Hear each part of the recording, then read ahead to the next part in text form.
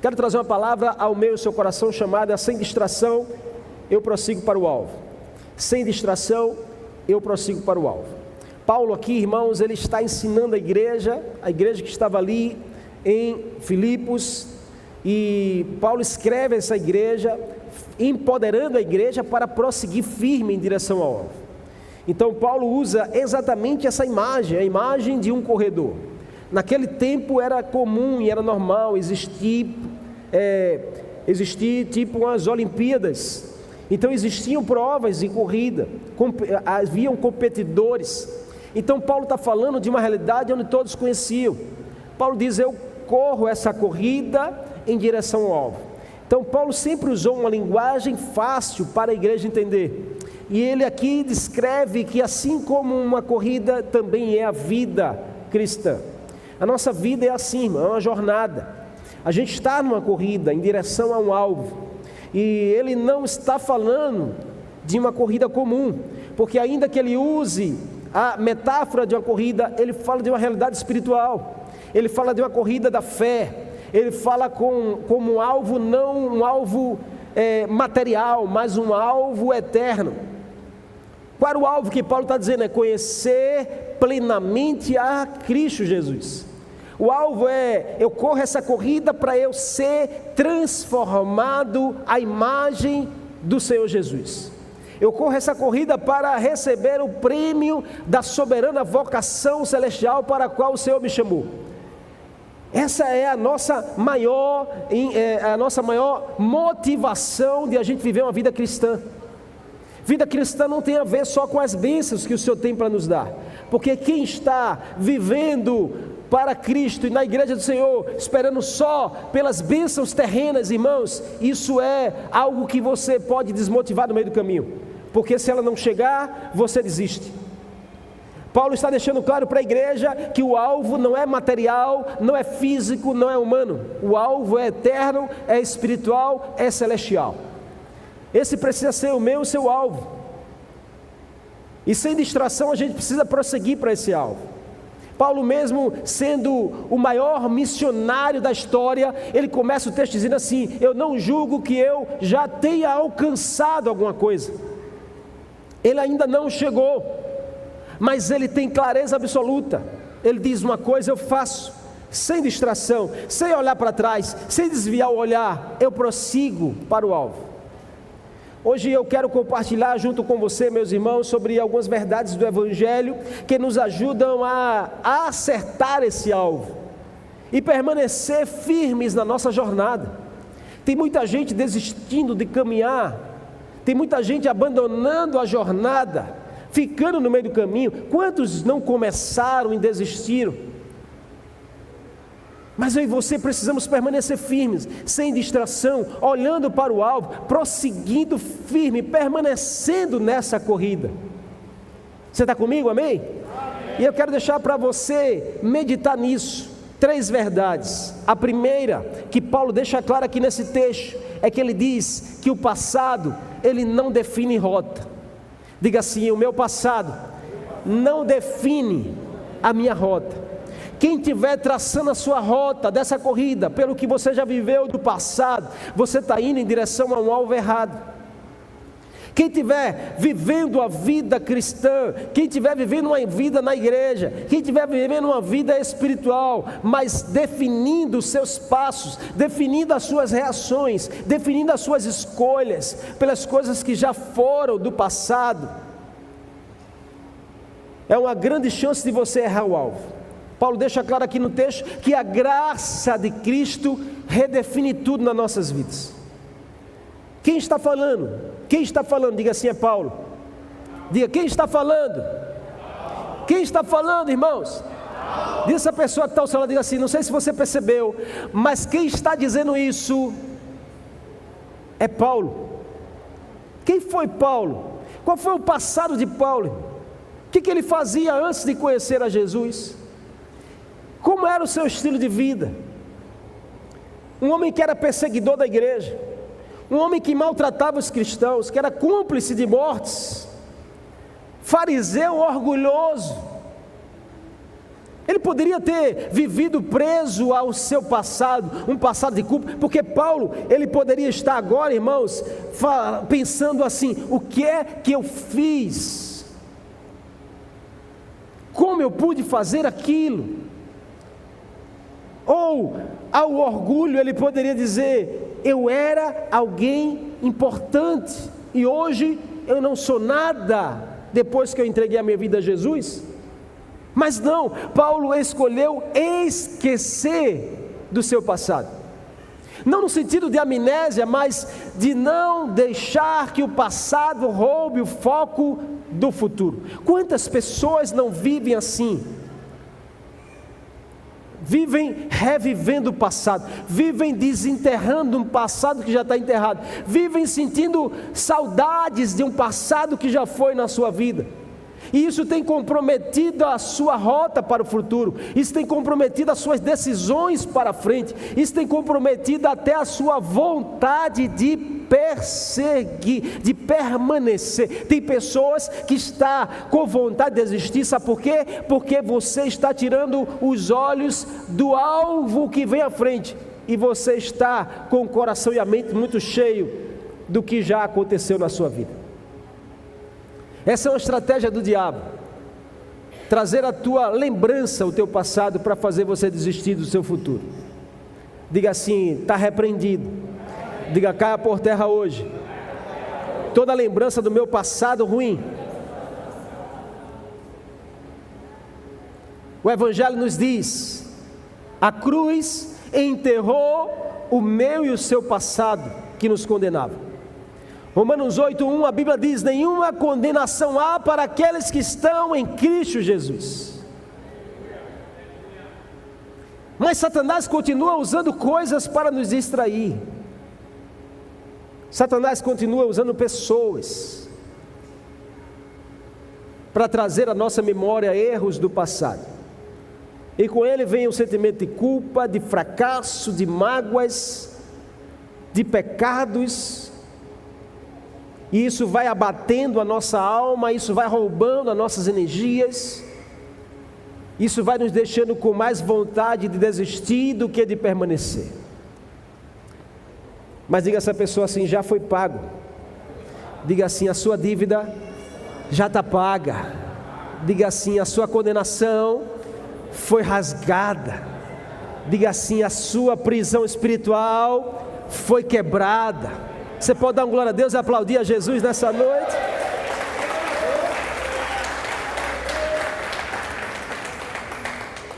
Irmãos, vamos parar de remoer as coisas que para trás ficaram. Paulo disse: tem uma coisa que eu faço questão de gastar energia, é deixar para trás aquilo que se foi. O problema é que a gente remoe muito as coisas, a gente fica remoendo demais, e a gente fica levando por dias.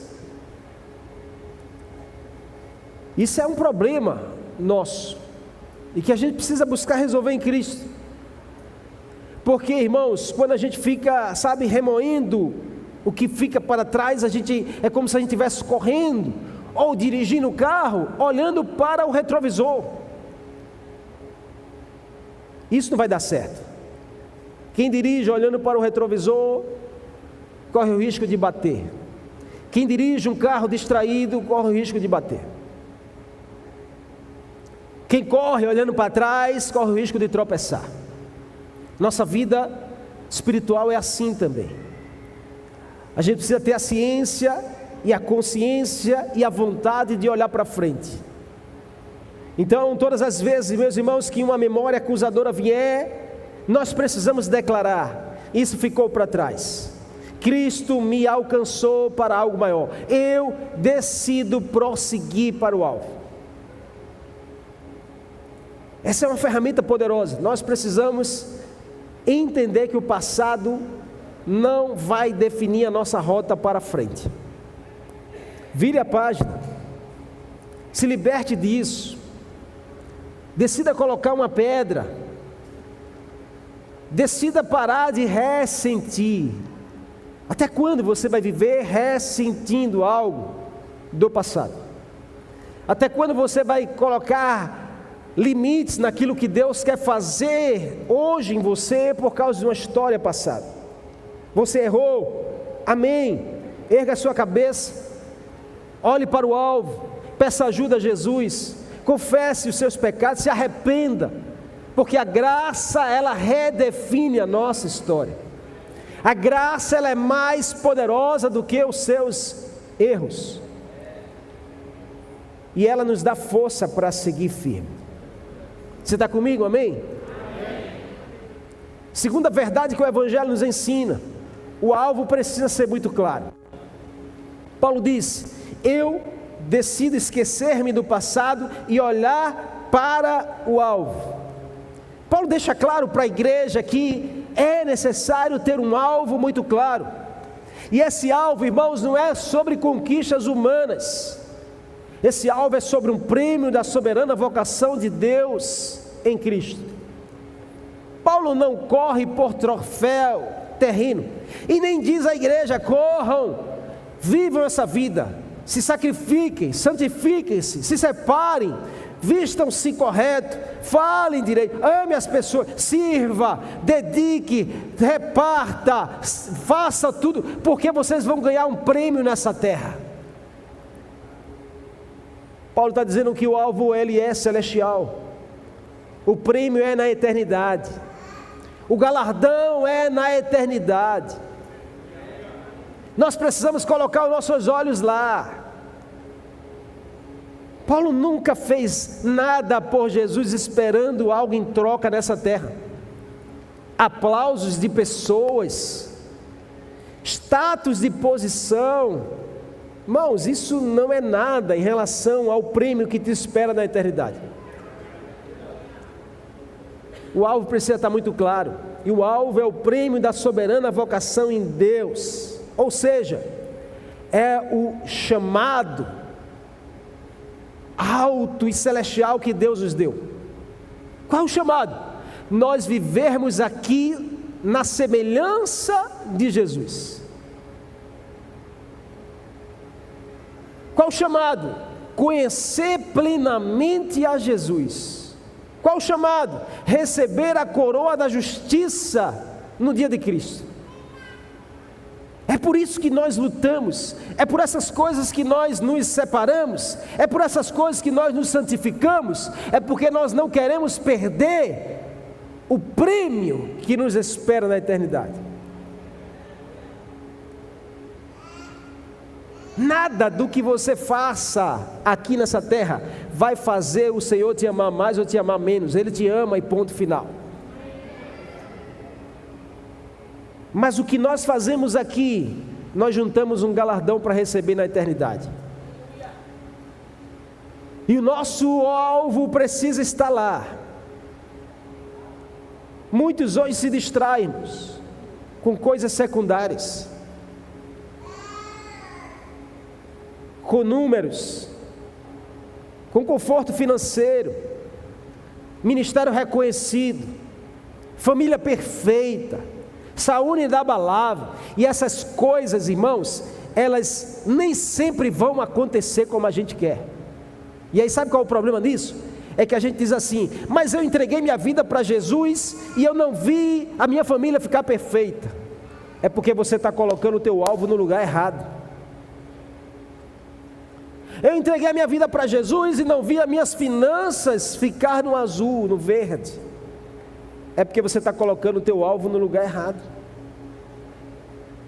E aí, pastor, porque a minha família é só problema, então eu vou desistir da minha caminhada com Cristo. Ah, pastor, porque a minha conta, ela só vive no vermelho, então eu vou desistir, porque você está esperando um prêmio terreno, quando o Senhor te convoca para você viver nessa terra esperando por algo muito maior, muito mais poderoso do que é o prêmio espiritual que te espera, é o galardão na eternidade, é você receber a coroa da justiça, é você entender que o Senhor está te esperando no lugar que Ele preparou para você. Esse é o tempo onde nós somos mais desafiados na nossa fé. Principalmente para aqueles que viviam aí no carnaval. Quem gostava de ir para o galo? Quem gostava de viver os carnavais aí? Quem gostava de cair na ganda? Quem gostava de virar à noite, né, nos blocos? Quem gostava, irmão? Agora bate no teu peito e diz assim: isso foi meu passado, não é mais.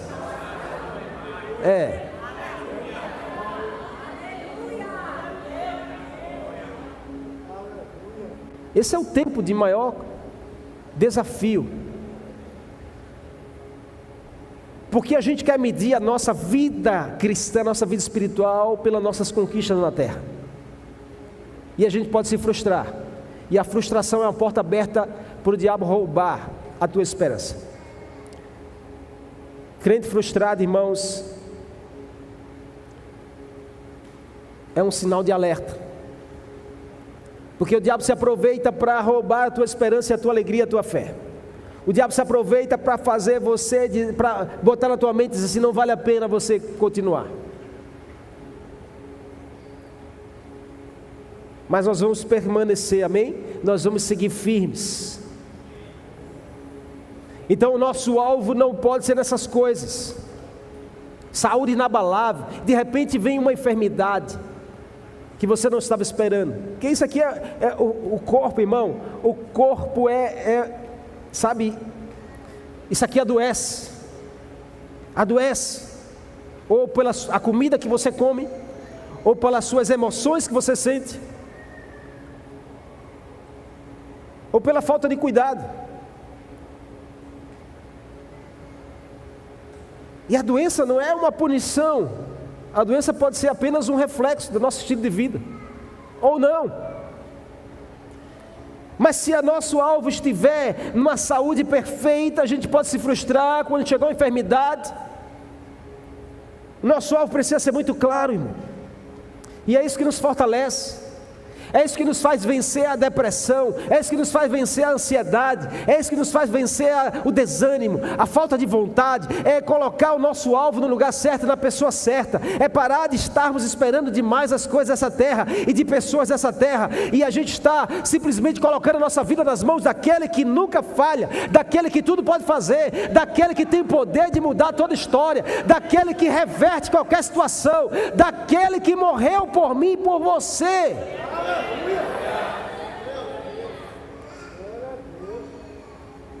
A gente coloca muita expectativa nas coisas dessa terra e em pessoas. E aí vai chegar um dia que nós estaremos na eternidade com o Senhor, e a Bíblia diz que todo joelho vai ter que se dobrar na presença dele. E é ali onde nós vamos receber o nosso prêmio. Não é aqui. Balança essa pessoa que está ao seu lado assim: para de esperar alguma coisa desse mundo, que esse mundo jaz o maligno. Eu não estou falando que você tem que desistir, não. Você tem que trabalhar, você tem que criar os seus sonhos, seus projetos, tem que conquistar, você tem que, mas você tem que deixar claro para você qual é o seu alvo. Qual é o meu alvo? Eu quero ganhar dinheiro, eu quero ganhar muito dinheiro. Senhor, eu quero ganhar muito dinheiro. Você também. Tem alguma coisa errada nisso? Diga não. Olha para essa pessoa que está ao seu lado e diz: eu profetizo que você vai ganhar muito dinheiro. Vai lá, diz a ela assim: eu profetizo que você... Bota a mão no ombro dela e diz: eu quero ser profeta na sua direção nessa noite. Diga assim: esse ano, 2026, você vai ganhar muito dinheiro.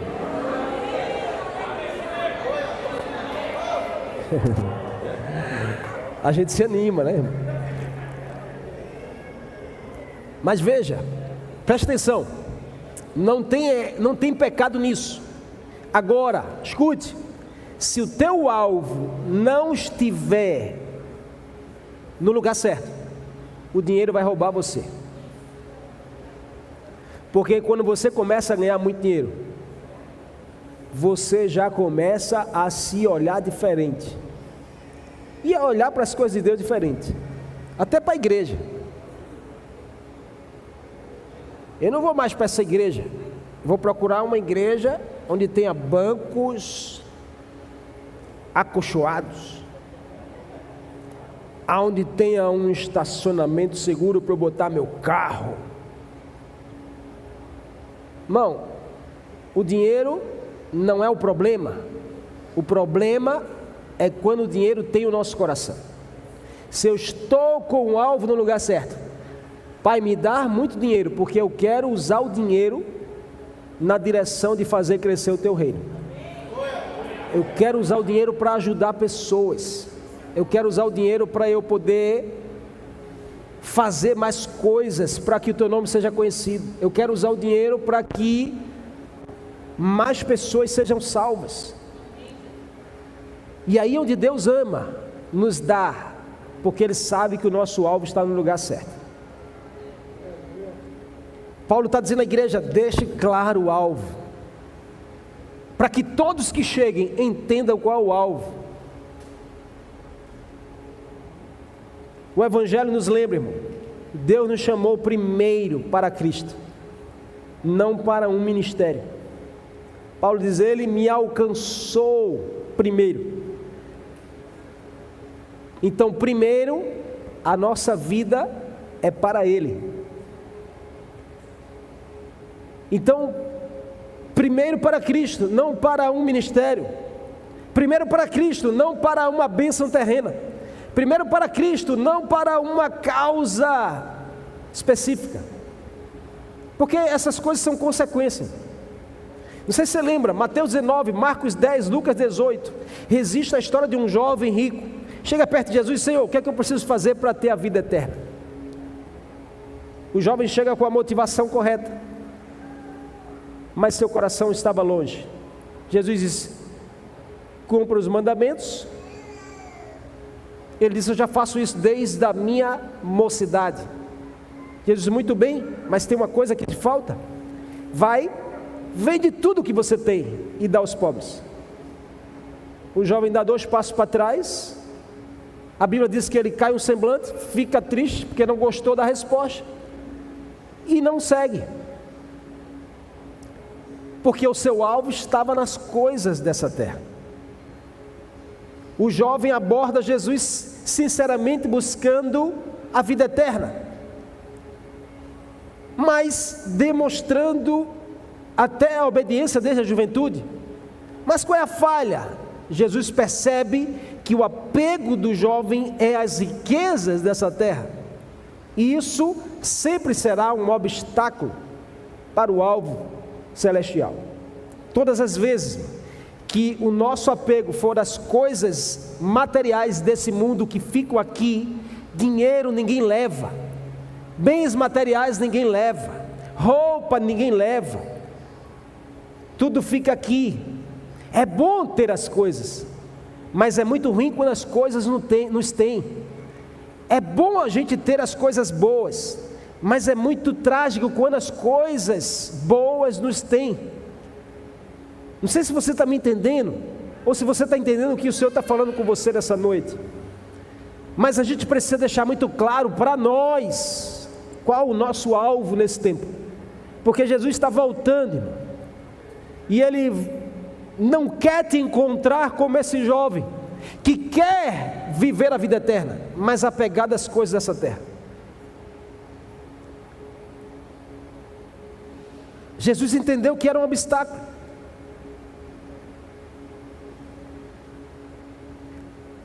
E Paulo deixa claro aqui que eu corro e prossigo para o alvo, que é o prêmio da soberana vocação em Deus. Então, irmãos, quando o nosso olhar está em Jesus, as situações perdem forças. Qual tem sido, escute, qual tem sido o seu prêmio nesses últimos dias? Qual tem sido o prêmio que queima em teu coração? Qual tem sido o alvo que tem motivado você, que tem feito você vir a esse lugar? Qual tem sido o alvo que tem feito você buscar a Deus, ou você desejar a eternidade? Será que tem sido Jesus mesmo? Ou será que é o que Jesus pode me dar nessa terra? Porque Jesus pode te dar, amém? Mas diga a essa pessoa assim: o que vale eu ganhar o mundo inteiro e eu perder a minha alma. Por último, e não menos importante, o Evangelho nos ensina que a força para a gente prosseguir sem desistir vem dele, vem de sermos alcançados pelo Senhor. Paulo diz algo surpreendente. Ele diz: eu vou prosseguindo para ver se poderei alcançar aquilo para o qual eu também fui alcançado. Antes de eu correr atrás dele, ele correu atrás de mim. Paulo está dizendo: eu estava no caminho de Damasco, indo para cumprir uma missão. Antes de eu correr atrás de Jesus, ele veio atrás de mim. E é assim na minha e na sua vida. A nossa caminhada cristã não começa pelos nossos esforços heróicos. Começa quando a gente se rende à graça soberana que nos alcançou. E é essa mesma graça que nos sustenta para não nos deixar desistir quando o cansaço vem, quando as lutas chegam, quando a oposição aparece, quando as críticas se levantam, quando a ausência é real, quando as pessoas nos distraem, quando as coisas não saem do nosso jeito. É essa graça que nos dá força no cansaço. É essa graça que o Senhor disse para o próprio Paulo, quando ele pediu 3 vezes que o Senhor tirasse o espinho na carne dele. E o Senhor disse a Paulo: a minha graça te basta. E é o que ele está dizendo para você nessa noite: a graça dele te basta, amém? A graça dele te basta, a graça dele te basta, porque se você tem a graça do Senhor na sua direção, você já tem tudo o que você precisa. Você pode aplaudir a Ele nessa noite. Aleluia. Quando a gente entende isso, irmão, quando a gente entende isso, da nossa boca não sai outra coisa. Sai a realidade da palavra. Quando a gente entende isso, a gente declara que se eu não tenho a Ti, Jesus, eu não tenho nada. Você entende isso? Você entende isso nessa noite? Mas eu tenho muita coisa, pastor, conquistei muita coisa, glória a Deus por isso. Mas se você não tem Jesus, você não tem nada.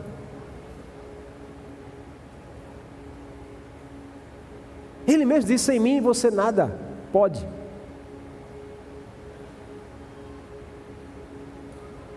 Quando a gente tem isso, a gente declara: a tua presença é o que me basta, Jesus.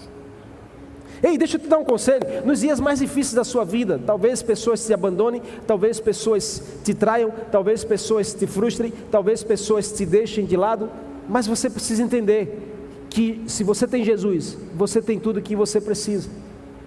Você precisa, nessas noites que parecem intermináveis, você precisa declarar: a tua presença me basta, Jesus. A tua graça é o que me sustenta. Sem o Senhor não sei para onde ir. Sem tua presença nada importa. Do que adianta eu ganhar o mundo inteiro e a minha alma se perder sem ti, Senhor? Do que adianta eu juntar os meus tesouros e me esquecer daquele que me amou? Vamos colocar o nosso coração no lugar certo, igreja. Vamos colocar nossa motivação na pessoa certa. Vamos colocar nosso amor no lugar certo. E aí todo vazio é preenchido. Toda frieza, ela é aquecida. Toda falta de vontade, ela é substituída. Todo desânimo, ele é fortalecido quando você tem a sua consciência de que o que te motiva não é as coisas dessa terra. O que te motiva não são os elogios, o que te motiva não são as oportunidades, o que te motiva não são os muito obrigado, o que te motiva não é as pessoas olharem para você e te elogiar, ou dizer muito bem, porque você faz assim, você é fera, porque você pode, porque, irmãos, em nome de Jesus, essa é a estratégia que o diabo está usando para roubar muitas pessoas da jornada cristã.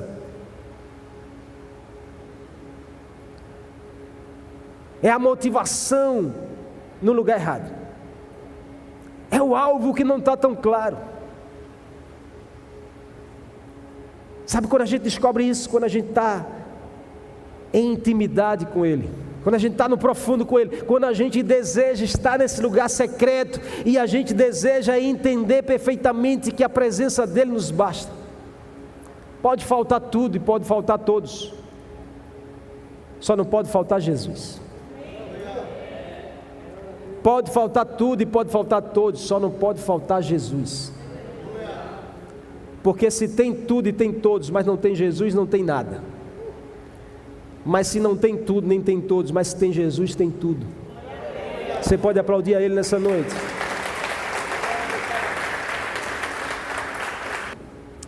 Diga a essa pessoa que está ao seu lado: irmã, a jornada, ela é longa. Não se distraia. Diga assim a ela: você precisa ser muito intencional na sua corrida. Diga a ela: você precisa colocar os seus olhos e o seu coração no alvo certo. Diga a ela assim: esqueça o que ficou para trás. Prossiga para o alvo, sem se distrair. E quando cair, pastor? Porque um dia, quem está de pé, se não cuidar, tropeça e cai. Quando cair, levante-se, sacode a poeira, traga a sua memória. O juiz dessa corrida já pagou a minha classificação nela.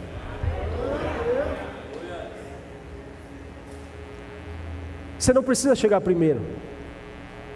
Não se preocupa quem vai chegar na sua frente. Se preocupa com quem está ficando para trás. Vamos parar de ficar aperreado com quem está indo na nossa frente, com quem está fazendo melhor, com quem está crescendo mais. Vamos começar a se preocupar com quem está ficando para trás.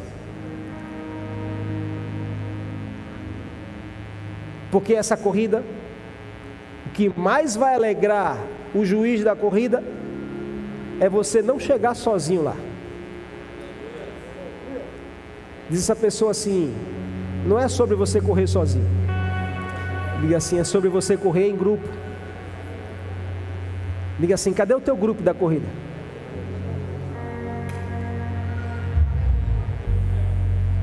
Hoje eu fui correr logo cedo, e eu fui correr sozinho. E no meio do caminho o Senhor falou ao meu coração: cadê o teu grupo da corrida? Eu olhei para um lado, olhei para o outro e não vi ninguém. Ah, Jesus diz: não é assim. É assim na vida no mundo. Mas vida com o Senhor não é sobre você sozinho. É sobre ter mais alguém com você. Tem mais alguém, amém? Tem mais alguém que precisa entrar nessa corrida. Tem mais alguém que precisa entrar nessa corrida com você. Tem mais alguém que precisa entrar nessa jornada com você. E o Senhor nesse dia está perguntando a você e a mim: o que nós vamos fazer com isso? Levante-se, siga o ritmo, coloque os seus olhos em Jesus e prossiga. Que possamos dizer juntos, irmãos, sem desanimar, no final dessa jornada, como Paulo disse: eu combati esse bom combate. Não foi fácil, mas eu combati. Foi desgastante, mas eu combati. Eu cheguei lá, acabei a carreira. Eu guardei a minha fé. Eu creio que você vai declarar isso um dia. Olha para essa pessoa e diga assim: você não vai desistir. Diga assim: você vai chegar lá. Diga assim: o mais lindo é que você não vai chegar sozinho. Você vai chegar acompanhado de uma grande multidão. Amém? Que vai com você nessa jornada.